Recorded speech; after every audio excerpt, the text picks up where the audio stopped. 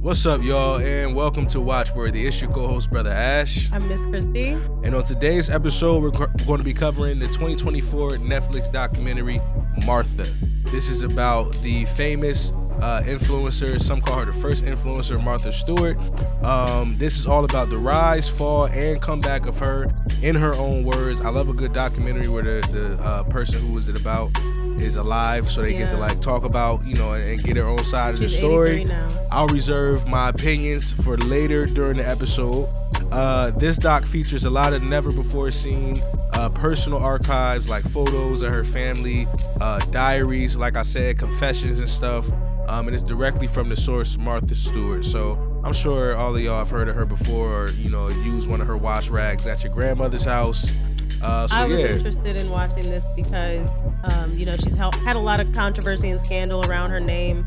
In the 2000s, when I was just, 10 years old, I heard about Martha Stewart going to jail, and it was a funny joke on South Park, and it was such a big thing, but I never actually knew much about her. Everybody joked about her going to jail because she was just such like a homemaker ass, it was like, what the fuck is she doing in jail? Like, it was all in tabloids. It was really a pop culture moment. Martha was cold.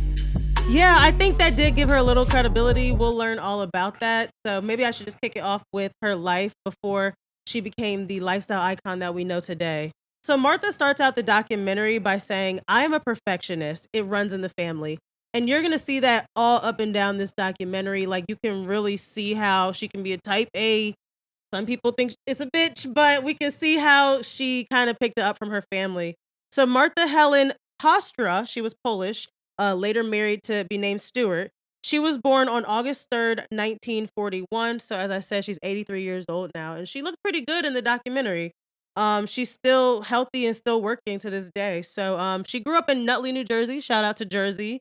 And her dad made the family learn how to garden. She was her dad's favorite, she said, out of all the kids, which is kind of a lot of pressure. Like, when everybody in the family knows you're his favorite, and her dad was a hard ass too. Red flag right away, because it was Depression era. So it was a little girl who had to kind of grow up early and just do whatever she can to help out the family. So her mother was a teacher, her dad was a salesman, and Martha shared that he was possibly an alcoholic. So, like you said, kind of an asshole tendencies at times. She defended him though, even still. Like, she was like, yeah, he drunk every day, but he wasn't like an alcoholic. Like, yeah, you'll notice in the documentary she downplays a lot of things. And that was definitely something you could tell, like, yeah, so what, my dad had a drink every night. Like, everybody's dad did. Like, and like you said, that's a red flag, because we don't know if he was like physically abusive with the family or what. She didn't get into that, but she just said that he was probably an alcoholic by today's standards. And he could be mean. And so it was hard for him to support 6 kids. And that's why he was so into gardening, and what got Martha into gardening. They had to literally grow their own food. So, like I said, that was the Depression era, different times that we don't know about. Us personally, sure don't. Suburban kids, we never grew up on a farm or anything like that. So. Like, that's how they fed themselves. Yeah. Like, she, people in that time really had to resort to, you putting the whole family to work, and that's what her family did. So. Right. So a neighborhood girl actually introduced Martha to modeling, and that was just a good way for her to make money. They definitely talked about a lot in the documentary how she was gorgeous in her early years.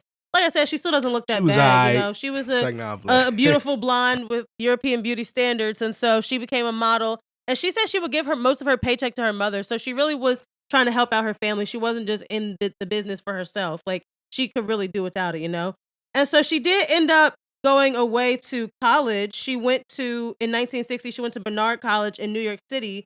So not too far from Jersey. She said she was very popular in college. And she said that she went on a date with a schoolmate's brother. He went to Yale Law. And that schoolmate ended up being a nice guy, Andy Stewart. So that's who she married. And that's how she got the name Martha Stewart. Yeah, it was such an easy ass love story at first. First. Back in the 50s, you know how it was, the 60s. Oh, I like you, you like me. That's just what you did. Weeks. Yeah. And then you get married. That's just. It was crazy. So, like you said, now that you mentioned that, maybe she shouldn't have been with that guy to begin with. But at the time, it seemed like he was nice and, they were a good match. But Martha did get slapped by her dad. You literally just said, we don't know if he was abusive, but yeah, she definitely said she remembered this story where when he met Andy and she told him like that Andy proposed, she got slapped because Andy was Jewish, and she said her father was a bigot, so definitely not a good person. I'm glad she used that term bigot. Yeah. Because there's a difference from bigots and racist. Yeah. I'll let y'all do your research on that. So Martha and Andy still had a happy wedding day, though. Somehow, they were able to, smile for the pictures, and her mom was there, and they were helpful. And then they ended up taking a 5-month extended honeymoon in Europe. I don't know what kind of money they had. I forget if they said Andy's family came from money. I'm sure if he went to Yale Law, his family has some type of money. And I don't know how they were able to afford a 5-month long honeymoon in Europe, but God bless them, because that really made Martha Stewart who she is today. Like she said, that trip really changed her. And they were kind of like, jotting down everything they got to eat and describing it in detail. And that's what really made her have a love for travel, discovery, and cuisine. And so while on holiday, Martha, who's only 19, like we say, I think she mentioned Andy Stewart was her first everything. So you marry the guy who, like, you lost your virginity to. And then while on their honeymoon, she kisses a stranger. Red flag. Red flag. The red flag for me was how It she was was random. She was like, oh, you would have done it too if you were caught. Like, she was having a Lizzie McGuire moment. Like, oh, we were caught in Rome and we were under the cathedral lights and I just kissed a stranger. While you're on your honeymoon with your husband, though, that you just married. Yeah, that's crazy. I understand she was 19, she was naive. But even today, as an 83-year-old, she was downplaying it. Like, oh, so what? I kissed a stranger. She was like, you would too.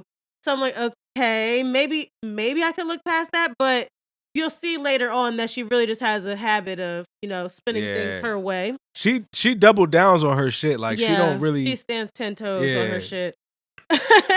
And so she said when they got back to New York, reality came crashing down. Like, oh, great. Now I'm a married housewife. And they soon had a kid, Alexis. And it was hard for Martha to be a mom. That's kind of a red flag.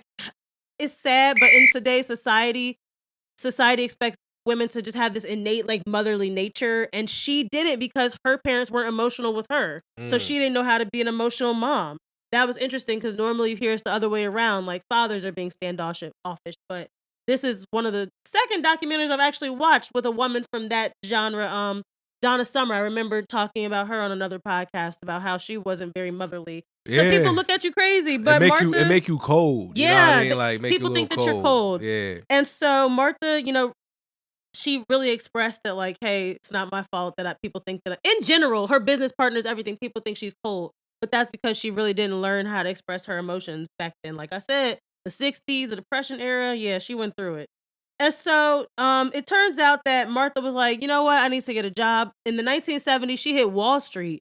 She was a very smart woman to be, running with the guys on Wall Street. Yeah. She said that she was the only woman at the firm, red flag, because I'm sure there were some things that she had to look past or let slide under the rug or whatever to survive on Wall Street as a woman in the 70s.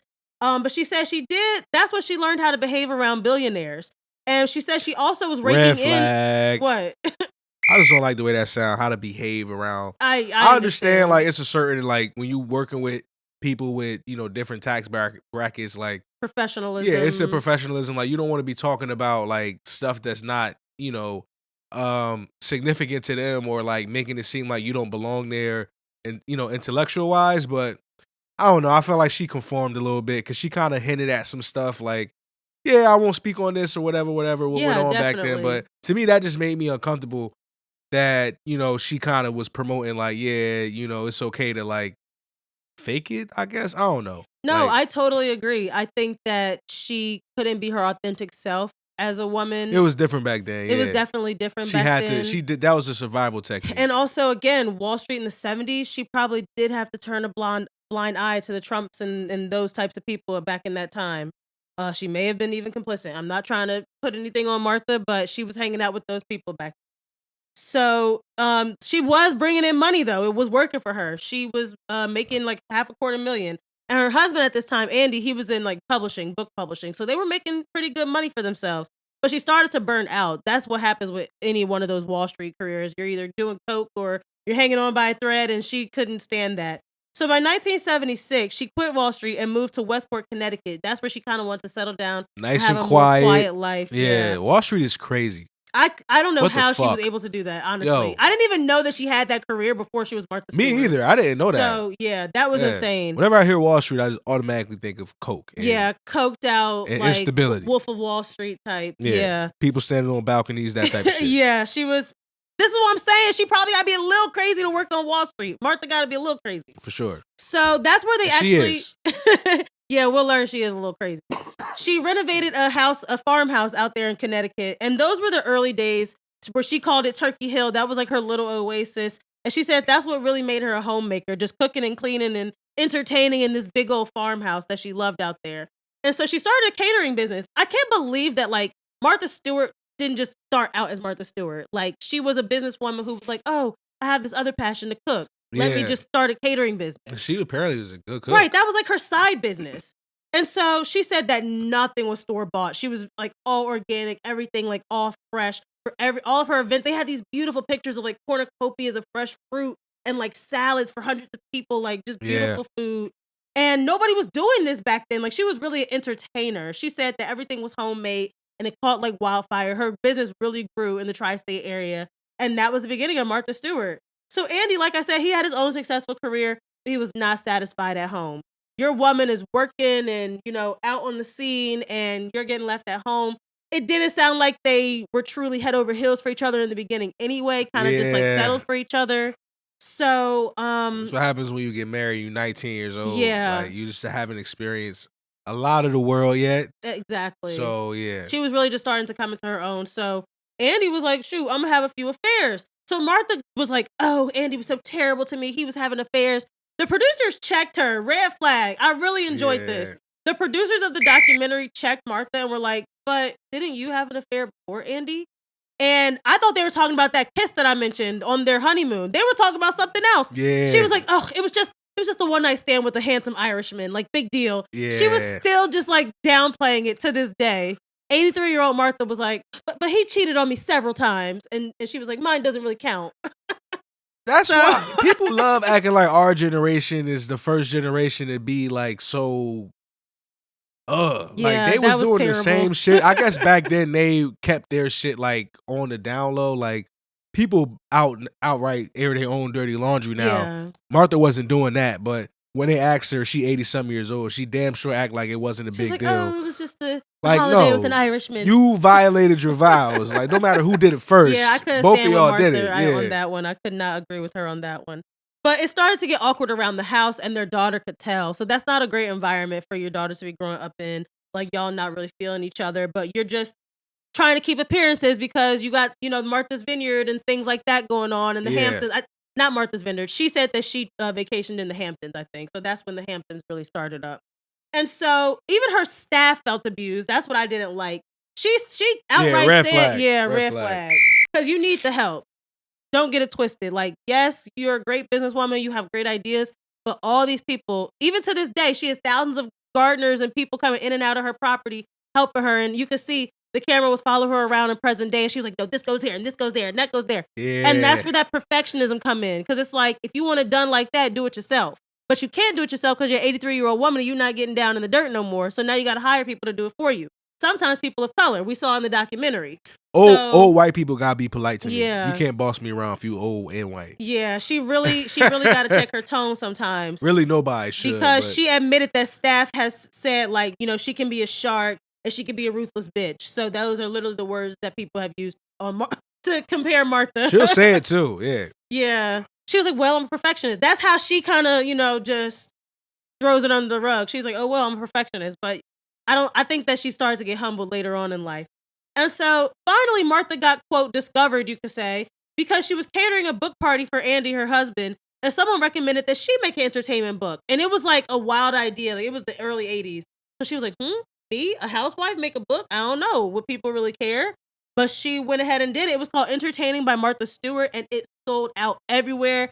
It was really portraying to everyday women that they could still make their homes beautiful. Because Martha said women was just boiling chicken and steaming vegetables back then. Like the old 1950s, yeah. The old 1950s meals, like women were still doing that in the household. No wonder relationships no salt and pepper, so trash, nothing. nigga. Imagine if I gotta work at a fucking warehouse and come home to some boiled chicken. I would be So she was like, I wanted to show people that they could have a little luxury in their house on a budget. So she did that. She really did. I'll be an alcoholic too. Shit, fuck. So that's why people said that Martha was like America's first influencer. We never had somebody just like selling lifestyle, you know? Like that is a big thing for content creators now. Like, oh, I love this candle. Ooh, look how I decorated my house. Like that's big now, but back then it was really unheard of. So she was the first influencer and she was the first person to really see marketability in her own personal life. Like, why didn't I think of that first? Like, damn, she made millions off this shit because she was just like, I'm a white housemaker and let me show you how I do it. Yeah, for real. It's so crazy now. People do that with everything. Like, yeah, even like when I make, look at this water bottle. Like when like. I've done stuff like producer wise and walk people through it step by step. That type of sharing, you know, your process with people. You can say all of us are low key getting that from people like Martha Stewart, who were the first to do it back then. Like, and there was no social media back then. This was word of mouth. That's how good Martha's food had to be. Yeah, so it was really like she was the whole package, as I said, because people were like, oh, she had these model good looks and she was a great cook. So we know what sells today. So today, you could still not get an idea across the boardroom because you might not have the look. But back then, she was the skinny blonde white lady and she was doing it. So she started to write more books. She's like, oh, this is doing well. I'm getting a little money from this. Then she started making TV appearances. Not her own show yet, but like getting on TV, getting on the news. And she had some regret, she said, that this is when her career started to pick up. And she really put her career before marriage. Red flag. Because, yeah, you can't let your relationship fall to the wayside. Or if you want to be a career woman and you don't see this marriage going anywhere, dead it. Why are you dragging it on? Why are you having, she was having meltdowns like, oh, I know Andy is cheating on me. Then let him go. Yo, like, what? She was really having some meltdowns in her diary. Martha was crashing out. She was crashing out. Like, it was bad. Like, I hated to see that side of her, but. I did too, because those diaries were very private. She was like, Andy, why don't you love me anymore? I was like, damn, Martha was down But like, bad. talking crazy too, yeah, fuck that bitch too. Like, like they said that he was fucking the florist that she had moved in on their property. Why would you move a young bitch in on your property, Martha, if you're that worried? That's crazy. So Martha was getting migraines, insomnia. She was really getting more mean to her staff because she was losing control in her own life. So that's what they said, that she was, now she really mad because now Andy fucking the florist, now Martha's really on edge. And so it was ironic that she was putting out a book about weddings. This was like a big deal, like Martha's bridal guide, but her own marriage was in the gutter. And so after 27 years of marriage, Andy wanted a divorce from Martha. And she was in her 40s. This is only 1980 we're talking about. So she's already divorced in her 40s. Like, how does she go on from this, you know? Like I said, he was her first everything. She had just got her career off the ground. But this is when she started to just push herself more into work. She started getting into Martha Stewart videos, like, you know, the VHSs. Yeah. And she really fell into her work. And, you know, that's what got her through the separation. So then she got a Kmart deal. Now, it's funny because Kmart was considered downscale. But just because you don't have a lot of money doesn't mean you don't have taste. That's what Martha Stewart said. I miss Kmart. That was like exactly the in-between from like Walmart and like a big-ass dollar store. Yeah. I definitely remember when Miley Cyrus had a fashion line at Walmart. Nicki Minaj had a clothing line at Walmart, at Kmart. So you're going to get the bag regardless. You're going to get the money wherever it is. Kmart, that's going to touch a lot of people. You don't care if it's a little backwoods person wearing your t-shirt. It's all about it's Martha Stewart. It's all about supply and demand. People that don't got money still want nice things. Exactly. And that's what she capitalized off of. So she made linens, tableware, everything. I think that's when in the 90s, that's when I started to like get a sense of who Martha Stewart was, you know? And so she was making books. She was thinking, why not magazines?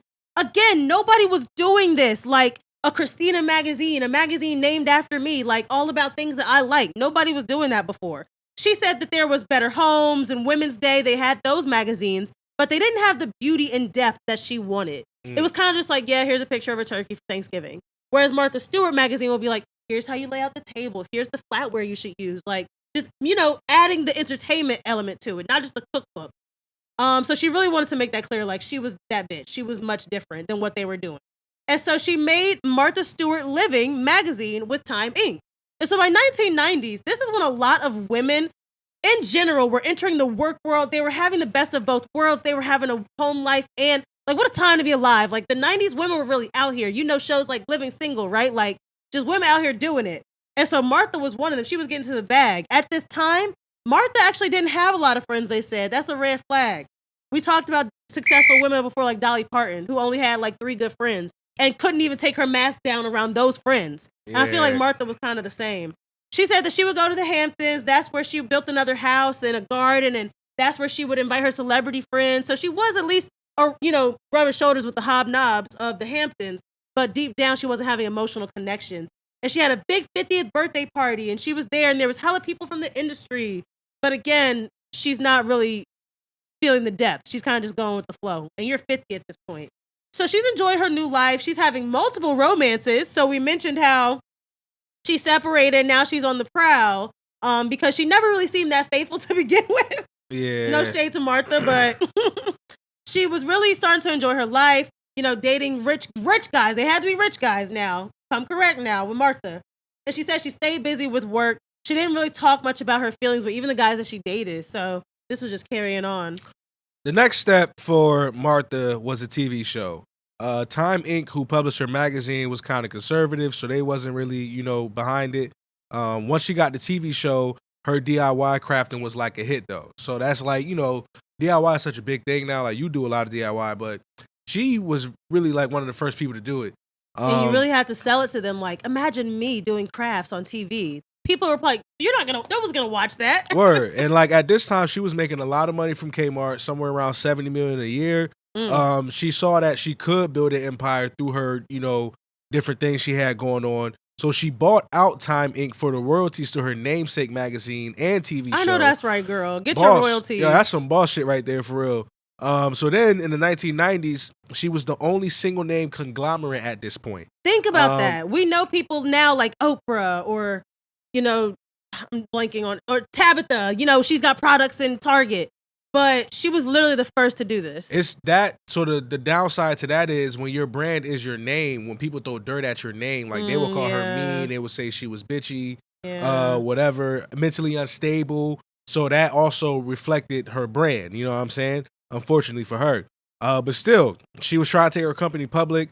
If a man like did the things that Martha did at the time, like nobody would really blink an eye. Red like, flag. The relationships. Because I think a lot of people said that in the documentary. They were like, yeah, she was mean, but was she any more mean than your male boss? No. Like well, I can't say I've had a male boss. You've had a mean white male boss that thought he knew everything and yeah. Yeah.